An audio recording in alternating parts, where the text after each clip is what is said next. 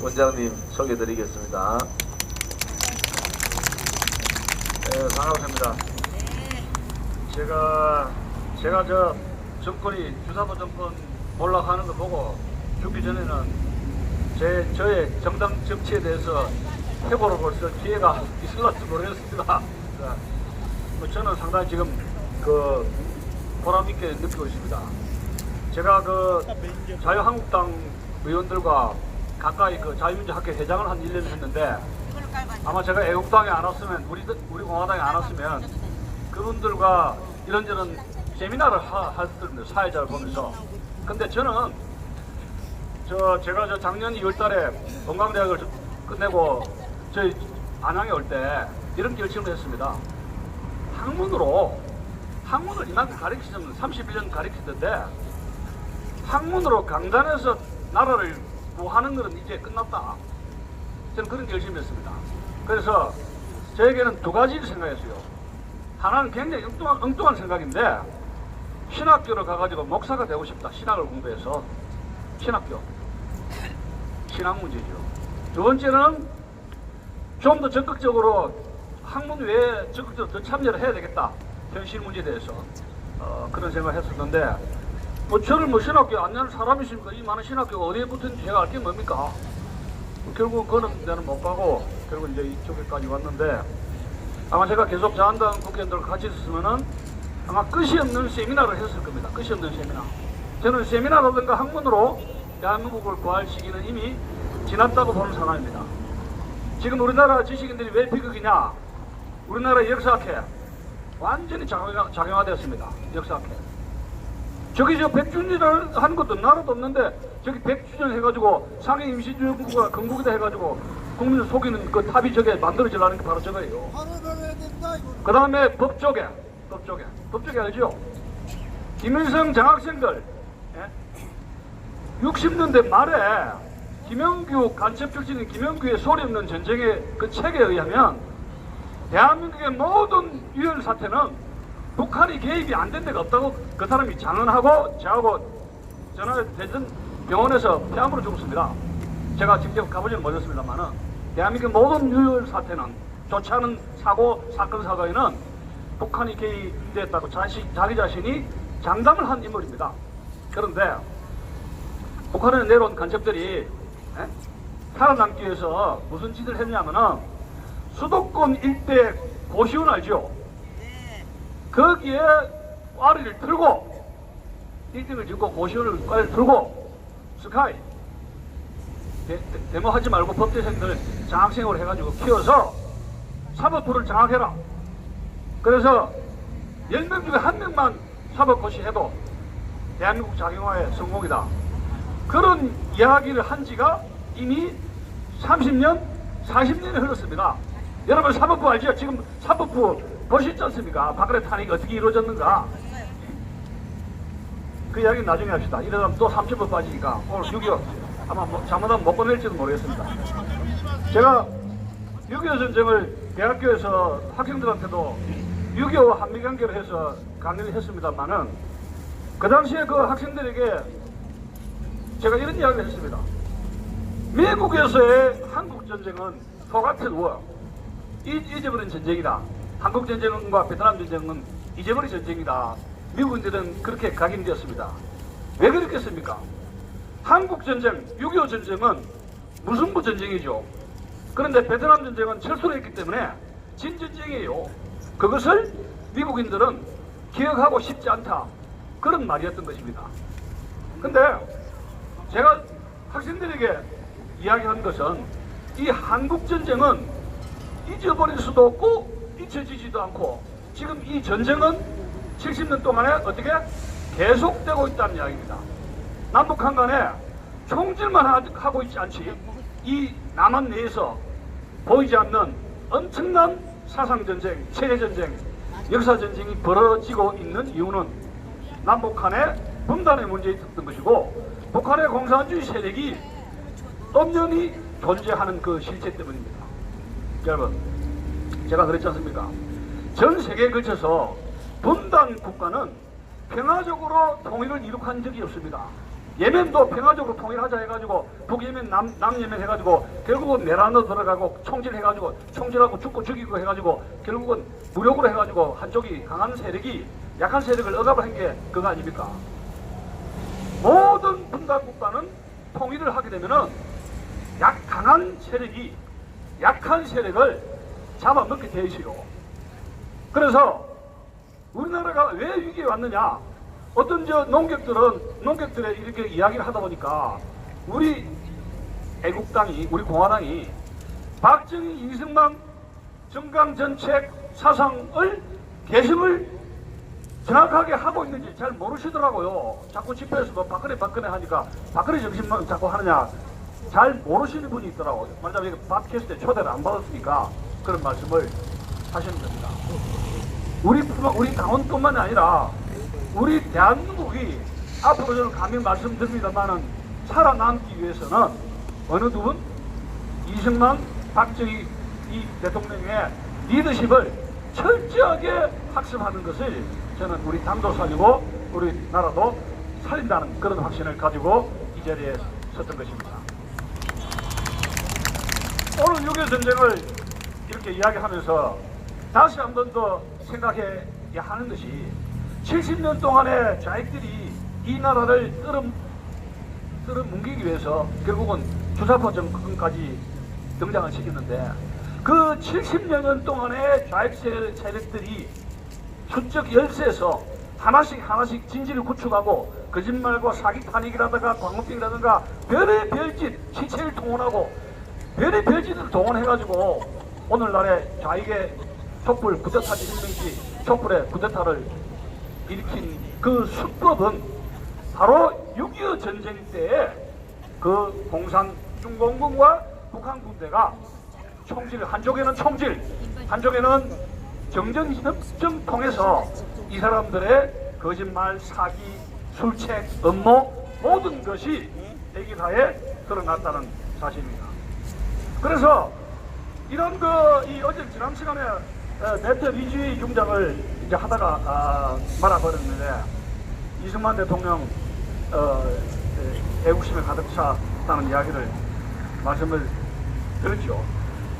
그 네트 위주의 중장이 12월 24일 날 워커 입set한 그 교통사고를 당해가지고 후임으로 8군 사령관으로 왔다가 메가더가 4월 초에 트루만에 의해서 해임이 됐지 않습니까? 그런데 그 당시에 미국 조야에서는 공화당 그룹으로 중공을 손을 보지 않으면 한국 전쟁은 유엔군이 명예롭게 철수할 수 없다는 그런 분위기가 있었어요. 그래서 이왕 이래 된 거 이거 한 방 때려야 되겠다. 왜? 중공군이 개마고원으로 왔으면 유엔군은 저 만주를 폭격할 권리가 있죠. 그렇지 않습니까? 남한이 북한에서 우리가 침략 당했는데 당연히 미국은 유엔군이 도와줘야 되고 중공군은 선전포고 없이 미국과 유엔군에게 공격을 가했지 않습니까? 그것은 침략 도발이라면 미국의 공군기, 최소한도 공군기만이라도 만주를 폭격을 할 수가 있어야 됐습니다. 그래서 트루만 메가더는 자신의 그런 불만을 트루만에게 항의한 게 아니라 공화당의 상원 의원에게 편지를 보내거나 기자회견을 통해서 그런 불만을 터뜨린 거예요.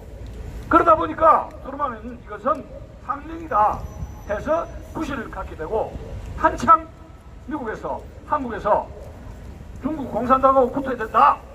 그러한 요구가 여러처럼 할 때 트루만이 메가더를 모가지를 치면서 그 불을 꺼버리고 말았습니다. 그러니까 여러분 군대가 강을 건널 때는 지휘관을 교체하지 않는다는 소리죠. 강을 건널 때. 그리고 전투 중간에 지휘관을 교체하는 법이 아니에요. 근데 이 트루만이 1차 세계대전에 출전을 했는데 말하자면 고등학교 출신입니다. 트루만이 고등학교 출신이고 당내에 세력도 많지가 않았고 그 다음에 군대에서 뭐 별을 산 것도 아니고 학벌도 미주리는 그쪽에서 자랐고 해서 우리나라 같은 강원도 감자바위처럼 상당히 그 촌놈이에요. 촌놈인데 이제 반공 분위기로 해가지고 이제 재수가 좋아가지고 부통령이 되고 대통령이 암살되면서 이제 이 대통령으로 한 입지전적인 인물이었습니다. 그래서 당 내에서는 별로 인기가 없어요. 그런데 이 사람이 이런 말을 했습니다. 제2차 세계대전이 터져가지고 독일이 바바로스 작전으로 히틀러가 모스크바, 소련을 공격했을 때 박수를 쳤습니다. 그러면서 한 말이 이런 겁니다.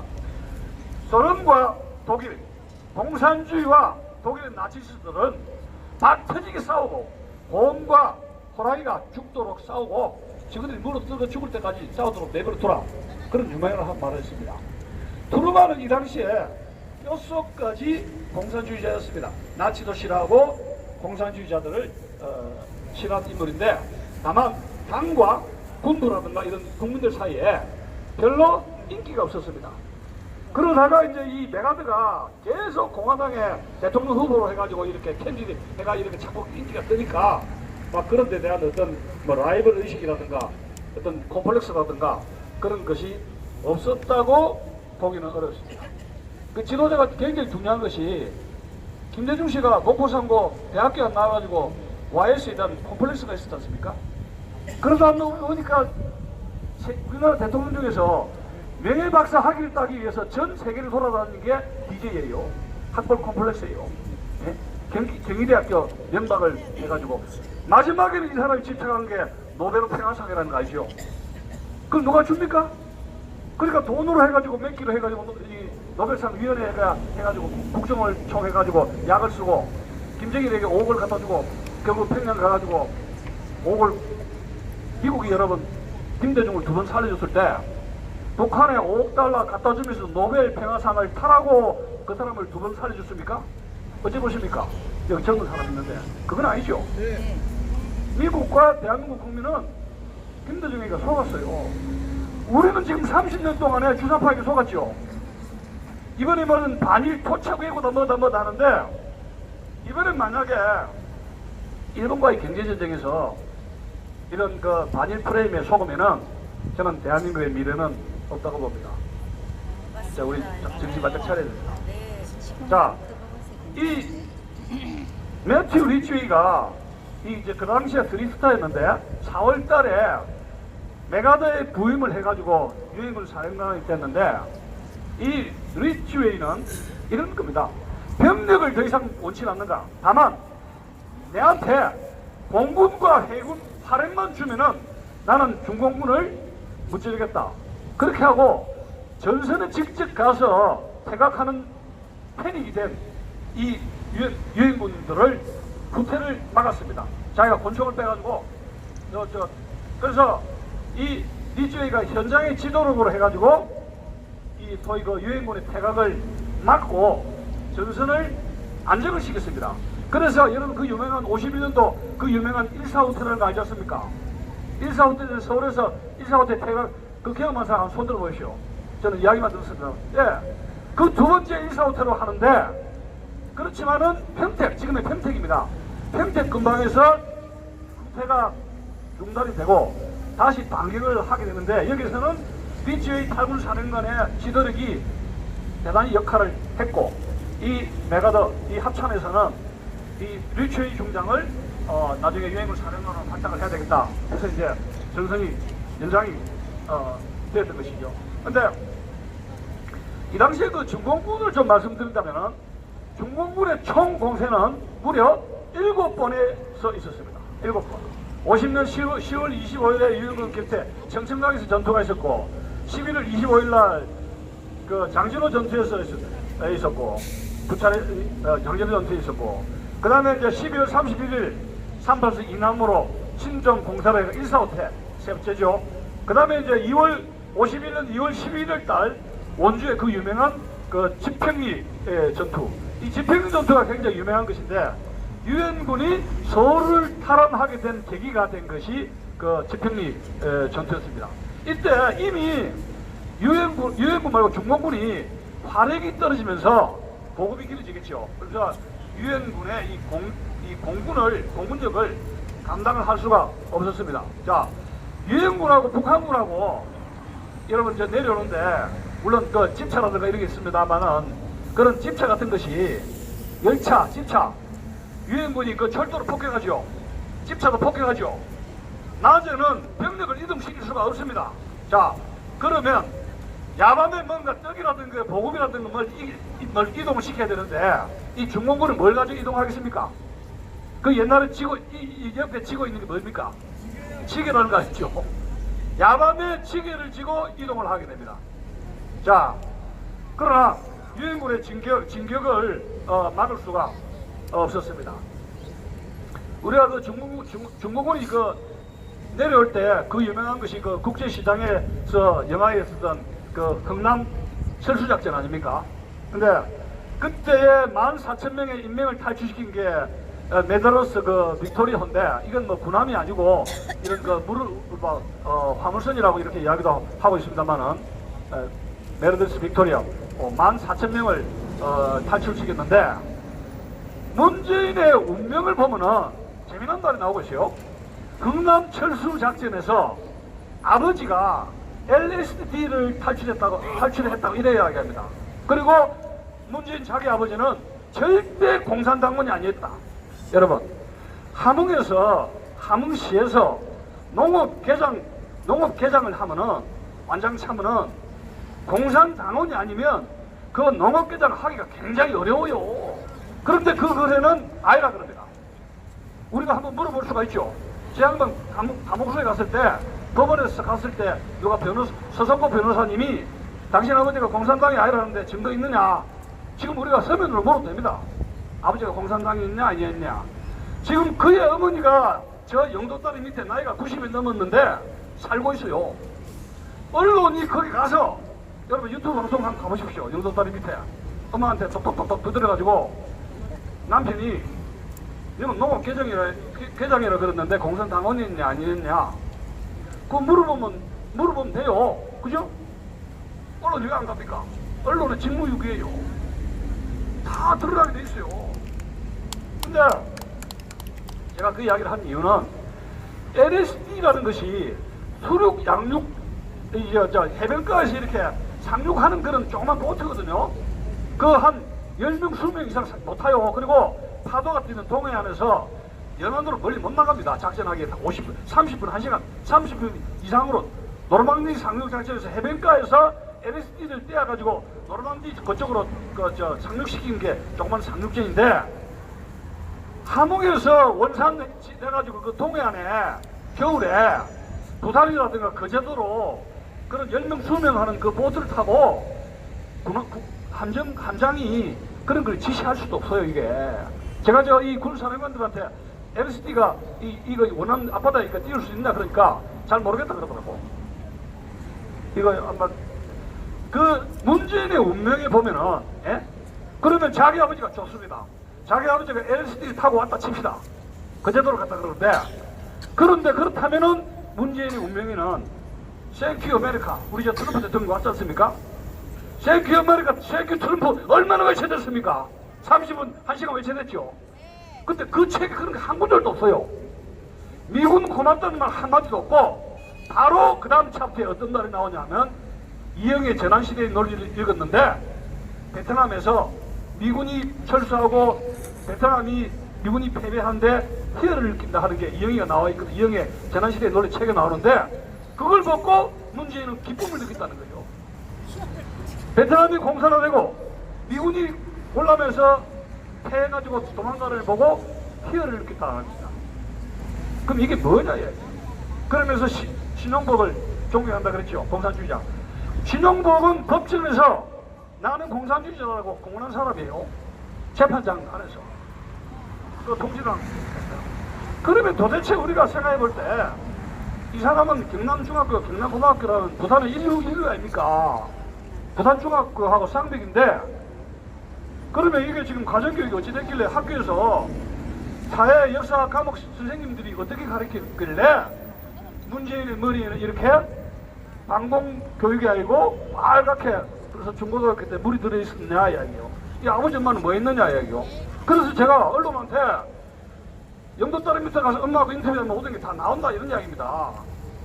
예? 그만큼 이 언론이 모든 것이 언론이 이 나라를 이런 망치는데 무슨 방패막이를 한다. 방패막이. 촛불 여러분 박근혜 대통령이 일주일에 언론에 융단 폭격으로 넘어진 거 알지 않습니까? 언론이 무서운 거 이게. 자, 그래서 그 당시에 이 국제시장을 노래했던 흥남 철수 작전을 노래했던 것이 그게 그 유명한 굿세어러 금수로 아닙니까? 제가 뭐 이 노래 다 부르지는 못하겠습니다만은 눈보라가 휘날리는 바람찬 흥남 구두에 녹을 모아 불러봤다 찾아를 봤다 금수나 어디로 가고 길을 잃고 헤매었더냐 피눈물을 흘리면서 일사이후 나 홀로 왔다. 여기 일사라는 것은 일사후퇴를 이야기하는 것이죠. 일사후퇴. 그래서 어떤 조선일보 논설위원은 이 흥남철수작전 국제시장이라는 보고 칼럼을 쓰면서 우리 대한민국 모두는 굿세어러 험순하다 이런 칼럼을 쓴 적이 있었습니다. 그 의미는 뭐냐면 우리 모두는 굿세어러 험순하다는 것은 6.25를 잊지 말고 공산주의를 잊지 말자 바로 그 뜻이에요. 그런데 우리의 모든 자손들은 우리의 위기는 북한의 공산주의 6.25를 잊었기 때문에 우리는 오늘 이런 길바닥에서 바로 이 길바닥에 있는 것은 6.25를 잊고 공산주의를 잊었기 때문이다. 저는 그런 생각을 하게 되는 것입니다. 조국군이 공세가 5번째는 51년도 4월 22일부터 30일 동안인데 무려 일주일간에 걸쳐서 그 유명한 충계 공세입니다. 가장 대규모로 벌어졌던 것이고 무려 중공군의 51개 사단이 동원이 되어서 서부전선에서 총공격을 폈던 것이고 그러나 결국은 실패했고 또 6번째 5월 16일부터 20일 사이에 이것은 동부전선에서 대규모로 공격을 했으나 역시 유엔군의 포격에 의해서 물러갔고 마지막에 이제 휴전을 앞두고 이제 53년 7월 달에 이제 국군에 대해서 금성지구에 총공세를 펴게 되는데 이런 거죠. 점점 중공군 공세는 서부전선보다도 동부전선에 공격을 하게 됩니다. 왜? 서부전선에는 유엔군이 있는데 유엔군은 하루라도 빨리 집으로 가려고 그러죠. 집으로 가려고 해서 싸우려 하지 않습니다. 그리고 서부전선에는 유엔군은 화력이 무시무시한 거 아닙니까? 화력이 맞으면 뼈도 못 치르죠. 그런데 동부전선은 뭔가 비길 수 있다 이런 겁니다. 여러분들 그 영화 그 고시전이라는 영화 봤습니까? 고시전. 그 영화가 동부전선에서 이 뺏고 뺏는 그런 전투를 영화로 했던 것입니다. 미국 이야기를 좀 해야 되겠는데 서서히 52년 되면서 미국에는 4년마다 그 소위 그 대통령 선거가 있지 않습니까? 미국에는 일단 대통령 선거가 불이 붙기 시작하면 모든 외교 정책은 리일렉션 재선의 코드를 맞추게 됩니다.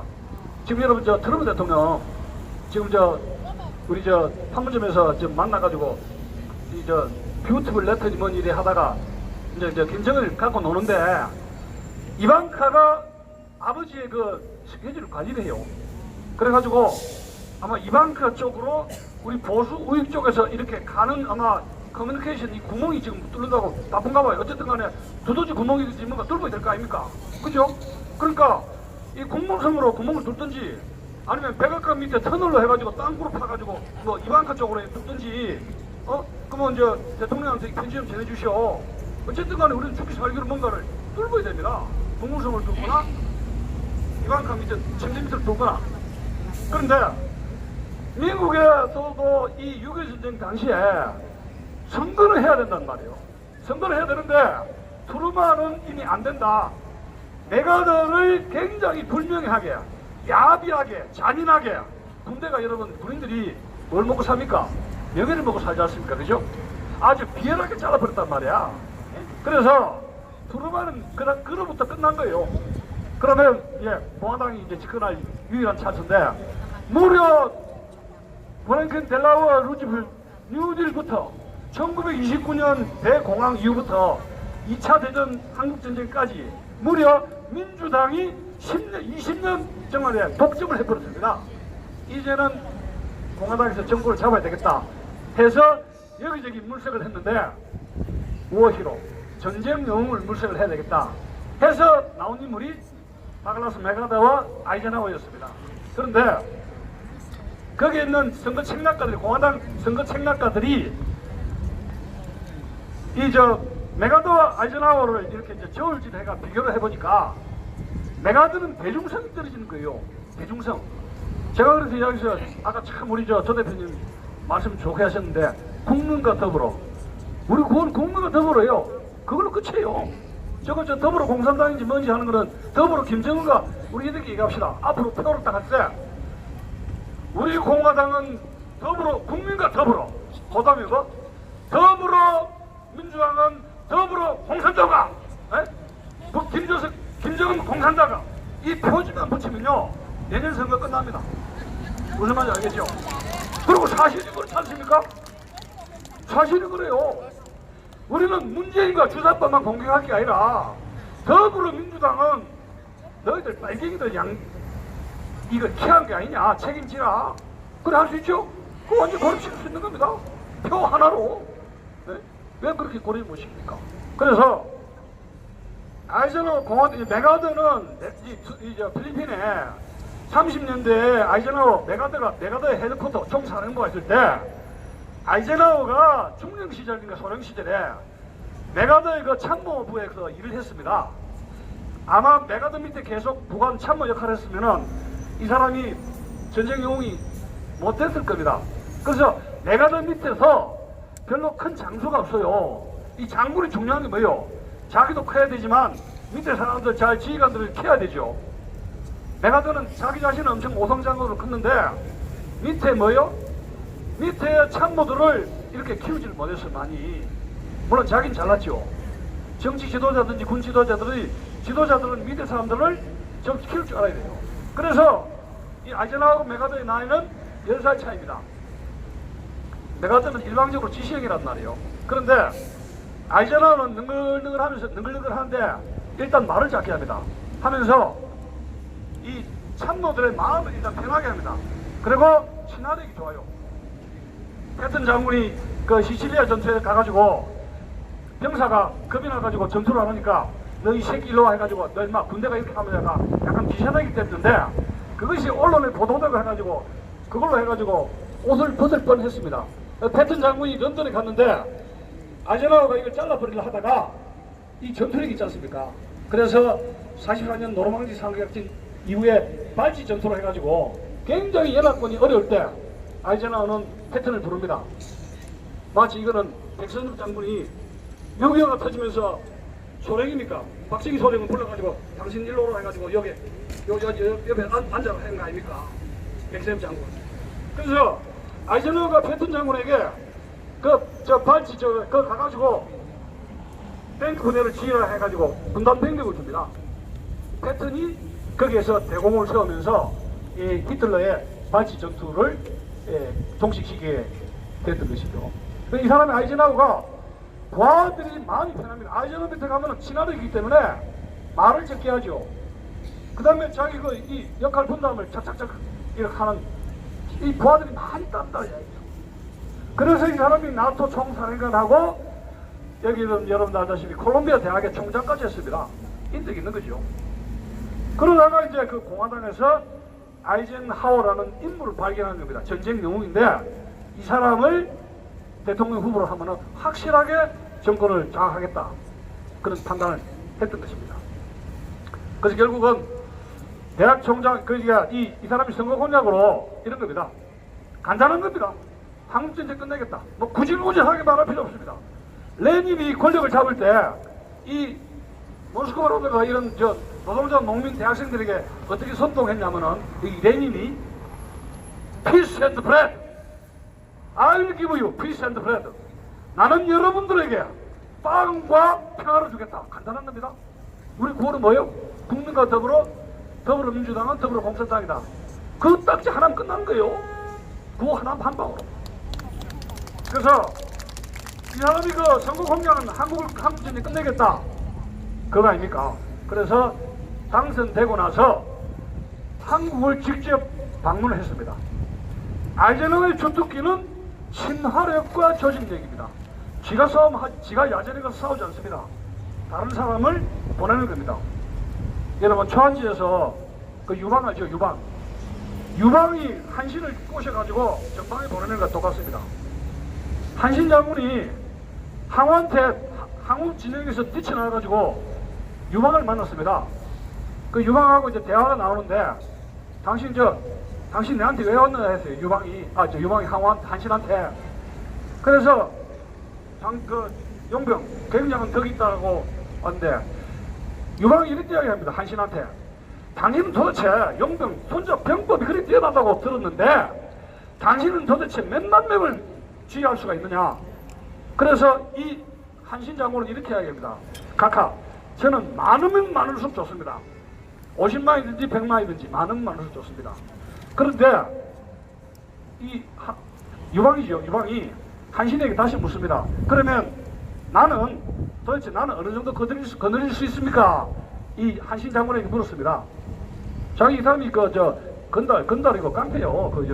현덕이라는 사람이 젊을 때 완전 건달입니다. 근데 주특기는 건달들한테 술 사주는 게 주특기예요. 그래서 정권을 잡은 겁니다. 한신이 한 유행한 말이 있습니다. 그래서 이제 다다익선인데, 자기한테 병력이 주면 줄수록 많다는 것인데 다다익선이죠. 네. 귀하는 왕은 내같이 100만 대군을 부릴 수 있는 사람이니까 내보다 당신이 더 위대하다, 그런 말입니다. 100만 대군을 부릴 수 있는 사람이 위대합니까? 100만 대군을 지휘하는 사람이 더 위대합니까? 그게 지휘력이다 이거예요. 제가 왜 이런 이야기를 하냐면, 이 아이젠하워라는 사람이 군에서 이런 박정희 대통령 알지 않습니까? 뭐 전두환 장군도 있거든요. 많은 장군들이 정계에 와가지고 성공하는 면이 많아요. 캐사로도 그렇고. 근데 저는 교수인데, 참 교수가 정계에 가서 성공할 줄이 아주 희미한데, 과연 내가 정남 가서 성공할 수 있을까? 제가 자꾸 그런 생각합니다.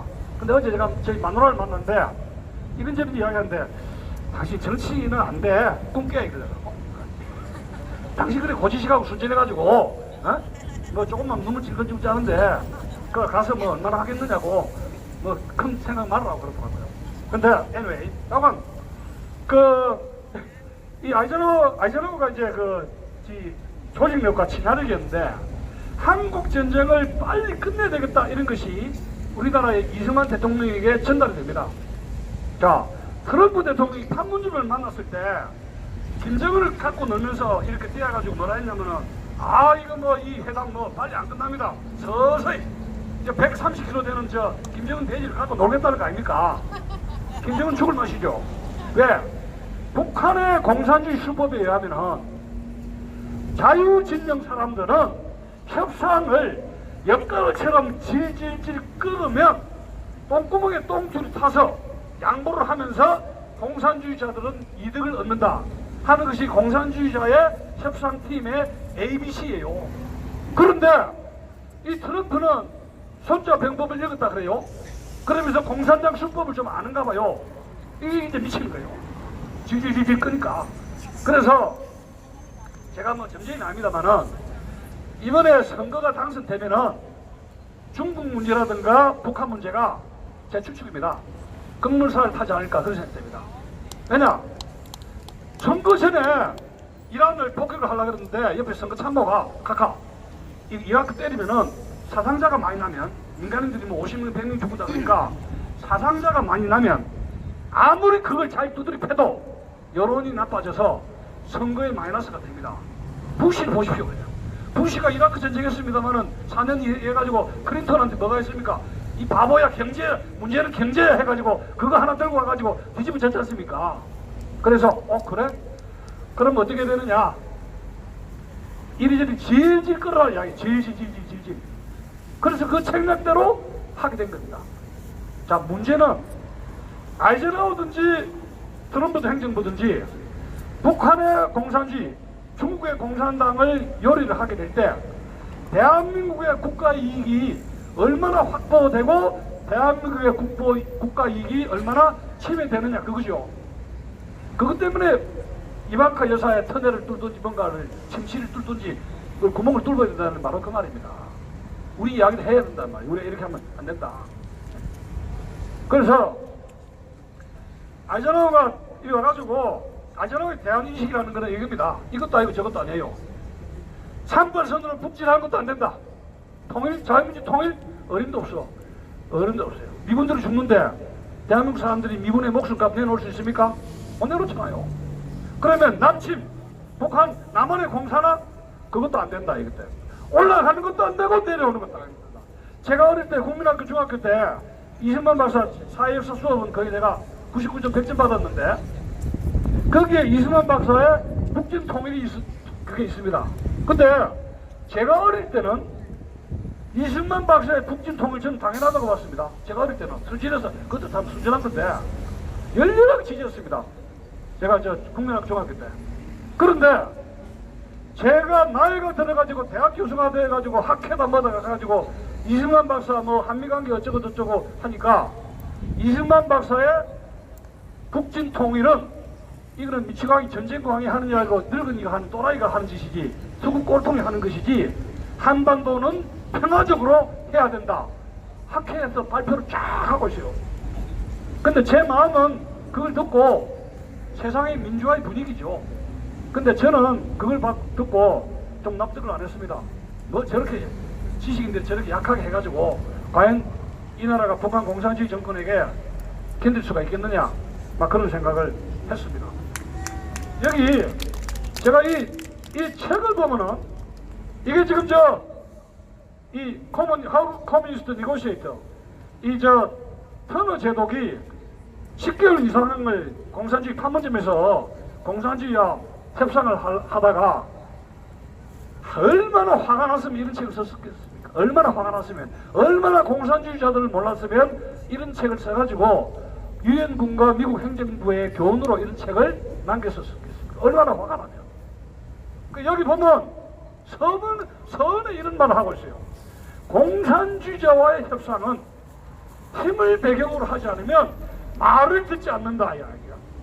그 다음에 그래서 제가 50년대 60년대 학교 다니면서 뭘 배웠느냐 방공교육을 배울 때 공산주의자는 뭐가 약이다? 몽둥이 그 당선자한테 퀴즈 하나 뭐 드려 약 하나 드려야 되겠네. 퀴즈 하나 치는데 몽둥이가 약이다. 이 책에 이런 거 있어요. 공산주의자는 몽둥이가 약이다. 처음 서문이 나갑니다. 그 다음에 공산주의자와 협상을 할 때 몽둥이가 약인데 몽둥이를 쓰려고 위협만 해서는 안 된다 이야기요. 실제로 뭐예요? 써야 된다 이야기요. 자식이 제가 어릴 때 참 제가 가정 이야기 했으면 안 됐었나만 제 어릴 때 국민학교 중학교 고등학교 때 성적이 나쁘면 부모님이 뭘 듭니까? 몽둥이 들지요. 저 두드려 맞았습니다. 솔직하게 많이 맞고 컸습니다. 근데 지금은 너무 매가 없으니까 좀 이상하게 된 것 같아요. 애들이 너무 없으니까. 근데 공산주의는 몽둥이로 협박만 해서는 안 되는 거 실제로 뭐요? 때려야 된다. 그래서 이 판문점 이런 회담에서 협상을 했는데 그리고 공산주의자들은 종의를 해가지고 서약을 하지요. 지금 여러분 9.19 남북 판문점 회담이라든가 6.25 선언 해가지고 남북 한간에 서명을 하고 평화회담 해가지고 한 것이 엄청나게 많죠. 그거 다 북한이 어겼습니까? 지켰습니까? 전부 다 어겼죠. 이 책에 이렇게 나오고 있죠. 오늘 문서로 협정을 했는데 내일 어긴다 그래요. 이 책에 그렇게 거짓말하고 속임수를 쓰는 것이 공산주의자인데 미국이 몰랐다는 거예요. 공산주의가 이렇게 지독하고 이런 놈들인지를 몰랐다고 하는 것입니다. 그렇다면 제가 뭐 트럼프 대통령 손잡이법도 읽었다니까 좀 안심은 되긴 됩니다만은 과거에 미국이 한국의 북진 통일도 반대하고 남쪽으로 내려오는 것도 반대를 했는데 자 그러면 지금 트럼프 행정부는 남한에서 다단계를 허용할 것인가 이런 이야기입니다. 여러분 제가 그걸 항상 화두를 여러분들에게 하는 것이 2년 동안에 트럼프 대통령이 대외관계에서 우리나라의 국내 문제 언급은 자칫하면 내정 갈등이 되죠. 지금 여러분들이 주사파 정권에 대해서 트럼프 대통령이 어떤 경제 보복을 하게 된다면 아마 여기서 반미 2008년도 광우병 사태에서 미국 조야에서 깨달은 게 있었습니다. 한국의 반미 감정 한번 건드리면 골치 아프다 해야 돼요. 광우병 사태를 봤죠. 그래서 이번에 주사파 정권 선보는 것을 일본의 아베에게 맡긴 겁니다. 아베에게. 그러면 한국의 내정 문제이기 때문에 한국의 공산화, 다단계 공산화를 트럼프 행정부는 과연 어느 정도까지 묵인할 것인가? 이것이 우리 애국 국민들의 심각한 숙제라는 것입니다. 여러분, 이 제2차 세계대전 때 여러분 독일이 폴란드를 침공하면서 이 프랑스를 석권했지 않습니까? 한 달도 안 돼가지고 2주 3주 만에 프랑스가 함락당했는데 그 당시에 국방장관이 있던 드골 장군 홀로 런던으로 망명을 했어요. 자, 영국도 어찌 됩니까? 완전히 포위가 돼가지고 영국 국민들과 영국 수상 윈스턴 처칠은 미국의 개입만 기다렸죠. 미국의 개입만 기다린 것이 처칠만이 아닙니다. 우리나라 하와이에 망명했던 누구? 이승만 박사. 미국과 일본과의 태평양 전쟁만 학술고대하고 그것만 기도한 거예요. 그러면 이승만 박사와 특히 영국의 처칠은 그들의 조국, 처칠은 2차 대전에서 자신의 조국을 뭐로 여러분들은 구했다고 보십니까? 여러분, 2차 대전에서 런던에 있는 처칠이 나라를 구한 것은 편지입니다. 편지. 무슨 말 알겠어요? 여러분, 그 당시 영국 인구가 얼마며 해군 육군 공군이 완전히 육군도 없는 나라인데 해군 공군이 박살났는데 런던을 루프트와프를 해가지고 독일 공군국에 폭격을 하고 개박살이 났는데 미국 원조로 버티는 그 나라인데 섬나라가 육군도 없는 나라인데 어떻게 히틀러의 300만 대군을 이길 수가 있습니까? 그러면 처칠은 할 일이 없죠. 할 일이 없으면 뭡니까?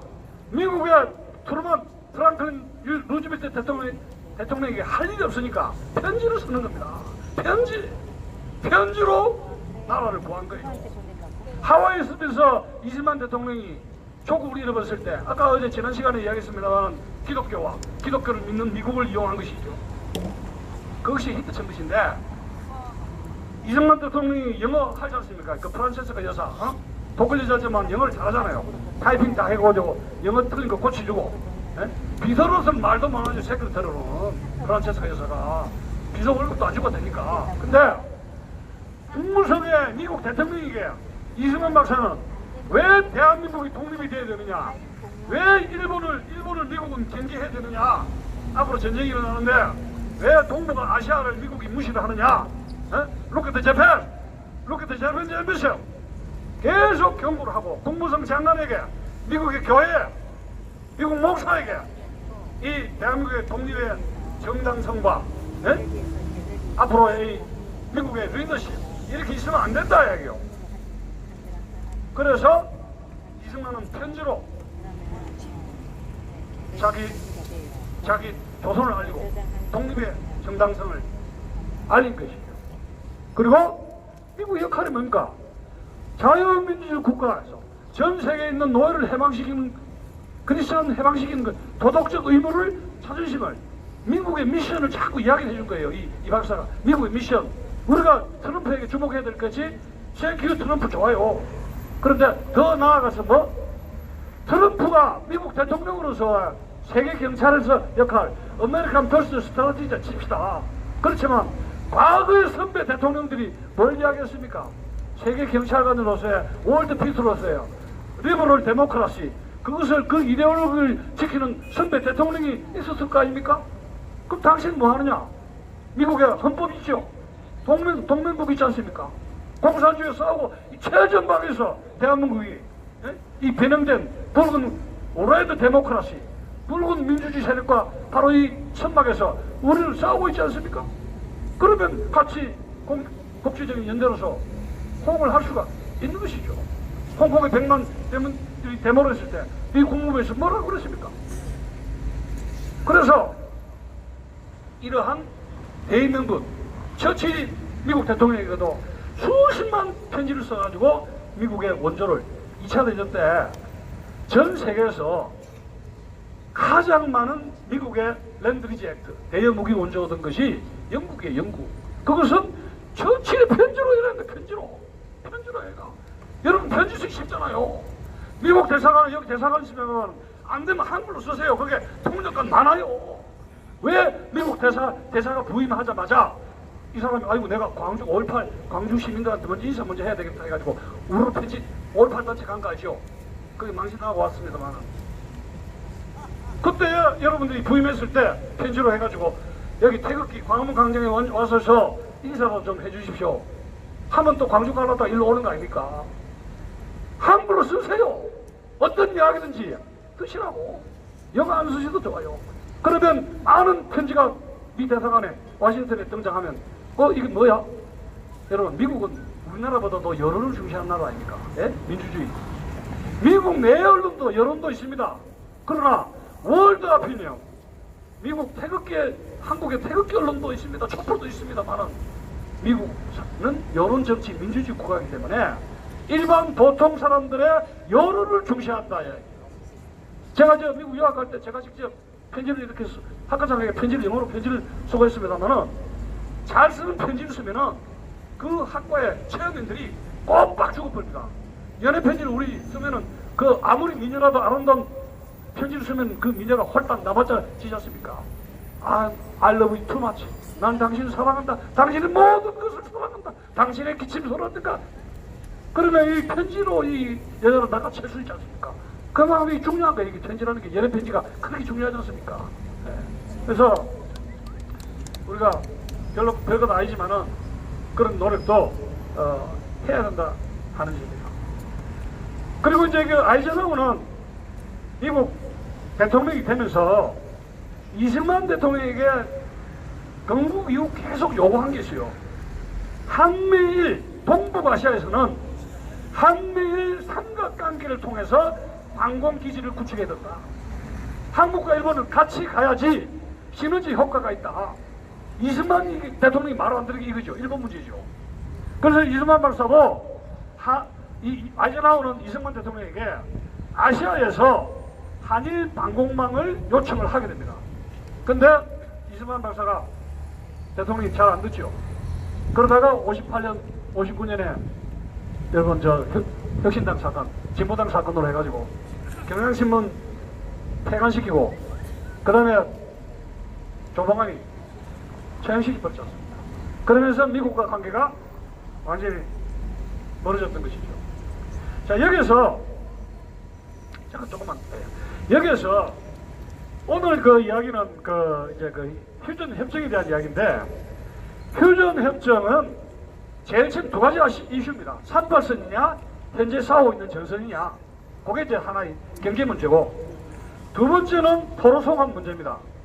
이미 거제도 쪽에는 포로소용소가 많이 있었는데 제가 여러분 3년 전에 제 아들하고 거제도 포로소용소를 갔다 왔습니다. 답사경 해서. 근데 제가 포로소용소 가서 놀란 게 있습니다. 과거를 포로소용소라면 과거를 이렇게 재현하는 게 참 중요한데 그 타이틀 보면은 한반도 평화가 어쩌고저쩌고 꾸짖어요.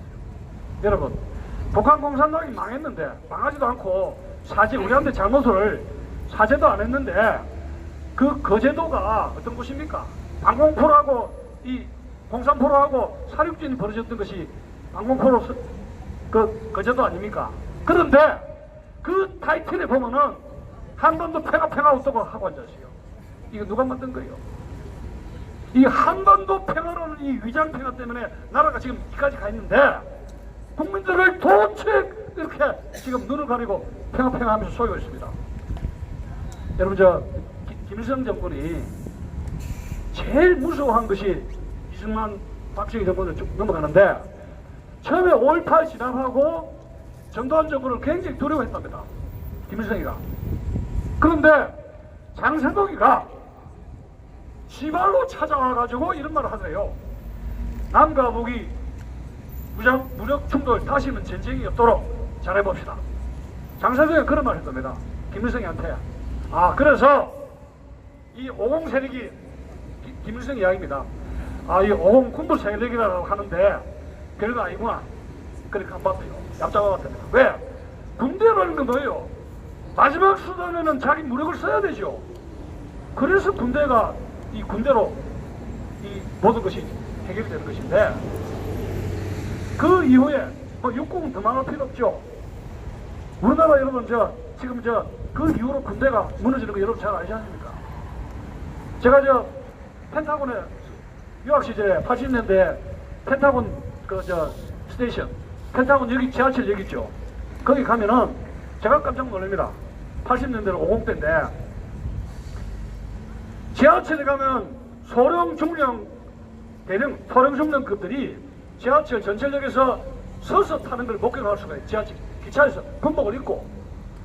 근데 저는 그걸 보고 미국에 대해서 외교감을 느꼈습니다. 그 옆에 군인들뿐만 아니라 펜타곤 시티든 북방로가 있는 게 펜타곤 시티 아닙니까? 펜타곤 역인데 많은 소령 중령 대령급들이 장군 아니에요. 그 전철 지하철에서 군복을 입으면서 아주 늠름하게 앉아서 이리저리 하는 모습을 바라보았습니다. 그래서 미국 건국이 미국의 군대가 만든 건국을 한 거 아닙니까? 아메리카, 그죠? 로마도 마찬가지입니다.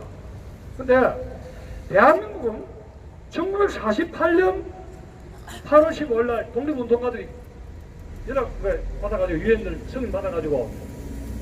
승인 받아가지고 외교적으로 건국을 했죠.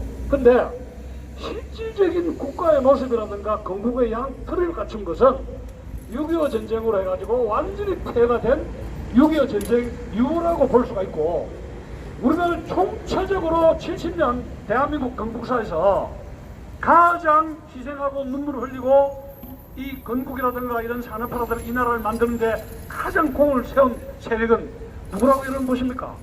국군이에요. 국군이란다. 군대. 그런데 그 위대한 군대의 모습은 지금 어디 가고 아무도 없습니다. 실제로 여러분 그 전철이라든가 지하철 타면은 군복 입면 쫄병 군인들 하나 볼 수 있습니까? 군인은 다 어디로 갔습니까? 와이었을 때 군복 입고 나가지 말아야겠답니다. 왜? 군대하고 시민과 위화감을 조성한다고. 그 군복을 벗고 후방으로 갔을 때 이미 우리의 마음속에는 나라를 지킨 6.25 때 베트남 전쟁에 참전한 그 위대한 국군의 모습은 사라졌던 것입니다. 그리고 5.18이 등장하죠. 민주화. 그리고 이 정권이 이렇게 우리가 지금 여기 와 있는 거예요. 그래서 어느 나라든지 국군을 멸시하거나 국군을 뭉개는 나라는 미래가 없습니다. 지금 대한민국이 지금 국군을 완전히 뭉개졌습니까? 네? 피자 사주고 핸드폰 하고 노래방 해가지고 어떤 화장실에 비대까지 설치해주고요. 군대는 훈련을 통해서 강국이 되는 것이지 맛있는 거 먹여주고 호화롭게 키워가지고 그건 군대가 아니에요. 그러면 누구 좋아하라고 저렇게 만듭니까? 북한 좋아하라고 하는 거죠. 그래서 우리는 앞으로 정권을 되찾으면은 체육시킬 필요 없이 북한으로 보내면 됩니다. 인도주의 차원에서. 오늘 이 정도로 합시다.